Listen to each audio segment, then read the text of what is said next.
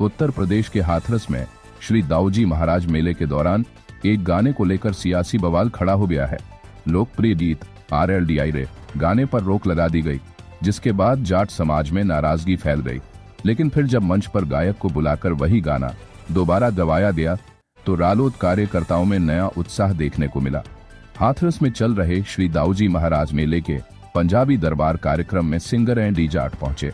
जैसे ही उन्होंने चुनाव के दौरान चर्चित हुआ गाना RLDI रे गाना शुरू किया, कार्यक्रम संयोजक और बीजेपी के पूर्व विस्तारक अंकित गौड़ ने मंच से गाना बंद करा दिया। इस पर विवाद खड़ा हो गया और मामला राजनीतिक रंग लेने लगा। 16 सितंबर को जब राष्ट्रीय लोकदल के राष्ट्रीय अध्यक्ष और केंद्रीय मंत्री जयंत चौधरी हाथरस पहुंचे तो यह मुद्दा और गरमाया। RLD व्यापार प्रकोष्ठ के प्रदेश अध्यक्ष रोहित अग्रवाल ने सफाई देते हुए कहा, गायक को बीजेपी के मंच से नहीं बल्कि मेले के एक अलग कार्यक्रम से उतारा गया था। असामाजिक तत्वों की गलतफहमी के चलते यह हुआ और बाद में उन लोगों ने माफी भी मांगी। रोहित अग्रवाल ने आगे कहा कि RLDI रे केवल गाना नहीं बल्कि कार्यकर्ताओं की भावना है और जब यह गाना बजता है तो उनमें नया उत्साह भर जाता है।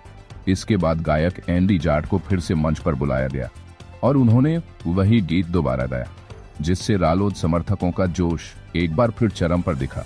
रोहित अग्रवाल ने साफ कहा कि पश्चिमी उत्तर प्रदेश रालोद के बिना सूना है और यहाँ यह भी कहा जाता है कि कोई भी विधायक बिना हैंडपंप के चुनाव नहीं जीत सकता। यानी एक गाने ने न सिर्फ मेले का माहौल गर्मा दिया बल्कि सियासी सरगर्मी भी बढ़ा दी। अब देखना होगा कि आने वाले दिनों में इस विवाद के क्या राजनीतिक मायने निकलते हैं।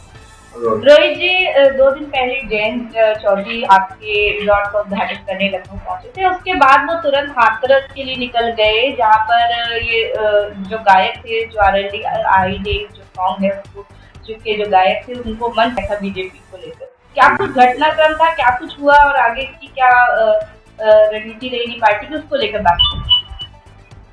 देखिए, भारतीय जनता पार्टी के मंच से नहीं उतारा गया था। वहां पे एक मेला चल रहा है, उस मेले में कुछ ऐसा हुआ था कि असामाजिक तत्वों ने एंडी जाट को मंच से उतार दिया था, जिसकी उन्होंने माननीय जयंत चौधरी जी के पहुंचने के बाद जिस व्यक्ति ने ऐसा किया था उसने माफी भी मांगी और उसने कहा है कि ऐसा कुछ गलतफहमी हुई थी और किसी उद्देश्य से नहीं उतारा गया था। RLDI रे ये सिर्फ गाना नहीं है, हमारे कार्यकर्ताओं की भावना है। हमारे कार्यकर्ता जब इसे सुनते हैं तो जो चौधरी चरण सिंह जी के साथ काम करते थे उनके अंदर कहीं ना कहीं वो उत्साह पुनः जागरूक हो जाता है। जो चौधरी अजीत सिंह जी के साथ काम करते थे उनके शरीर में खून का दौरान बढ़ जाता है और युवाओं में तो जो जोश है वो हम सब देखते ही हैं कि वो कहीं ना कहीं RLDI रे एक थीम सॉन्ग के साथ साथ एक आस्था का विषय बन चुका है राष्ट्रीय लोकदल के चौधरी चरण सिंह जी के मानने वालों के लिए, राष्ट्रीय लोकदल के कार्यकर्ताओं के लिए। और कहीं भी अगर राष्ट्रीय लोकदल के कार्यकर्ता की भावना आहत होने का काम होगा तो वहां पे स्वयं माननीय जयंत चौधरी जी खड़े हैं, राष्ट्रीय लोकदल का हर कार्यकर्ता खड़ा हुआ है। तो उसी मंच पे जब एंडी जाट जी ने उस गाने को गाया तो कहीं ना कहीं हमारे कार्यकर्ताओं में एक दोबारा ऊर्जा का संचारण हुआ और उनके अंदर जो उनकी भावना को जो चोट पहुंची थी उस पे कहीं ना कहीं वो एक संदेश है कि राष्ट्रीय लोकदल के बिना पश्चिम उत्तर प्रदेश सूना है।